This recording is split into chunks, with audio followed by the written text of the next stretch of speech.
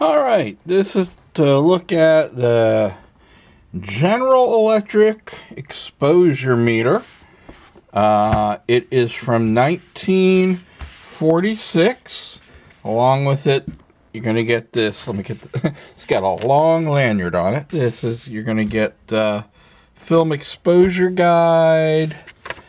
Hang on, I'm working without a tripod. Got information on what it's used for, which cameras, which types of film, what you're using it for, what brand you're getting, if you're using film or plates, copies, color, black versus black and white. They're pretty advanced, I guess, back in 1946. Movie film, shutter speed, and on the back is advertisement for this exposure meter right here. Now, also in there is instructions. Let me try to get out of the light here. For how to get repairs. Other than being heavily tanned, it's like brand new. There's one little spot of dirt on the back.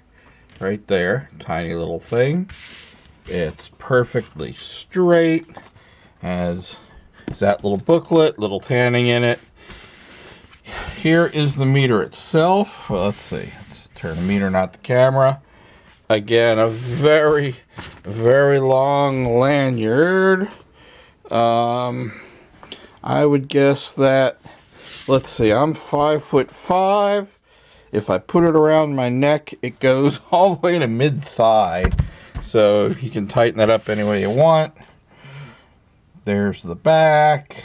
I would just use a little barrel catch for it. Now, depending on which type of light, after I read the how to use this thing, the exposure, by the way, it's a type DW58 exposure meter. Pretty cool little guide here. Not only is it open 3 ways, basically 6, and it tells you what type of light. So in a regular light, you just outside bright, you use that. If it's a medium light, try this with one hand while I hold the camera. Am I opening the right side? Of course not. There we go. Then you open that little door to let more light in. If you're using incandescent light, let's see, I'm going to put the camera down and try, let's see, you just bend it forward, take off the hood, and that leaves you with that part. Now, I couldn't find anywhere it takes batteries, and I guess it doesn't, because once I took the hood off, sorry, fumbling here, in incandescent light, okay, if I'm under the table here, where there's no light, it shows nothing. As I come up, it gets hot, brighter and brighter. I mean, higher and higher on the scale. As I get up towards the incandescent light, it goes way up until hell, if I'm pointed at it, kind of hard to do while holding the camera. I can't see what the camera says or the light. Let me change my viewfinder. Oh, it's all the way off the scale. So, makes sense. Out of the light, lower, lower, lower. So obviously, this meter from 1946 still works great. I don't know if it needs to be calibrated, but to me it seems pretty darn good.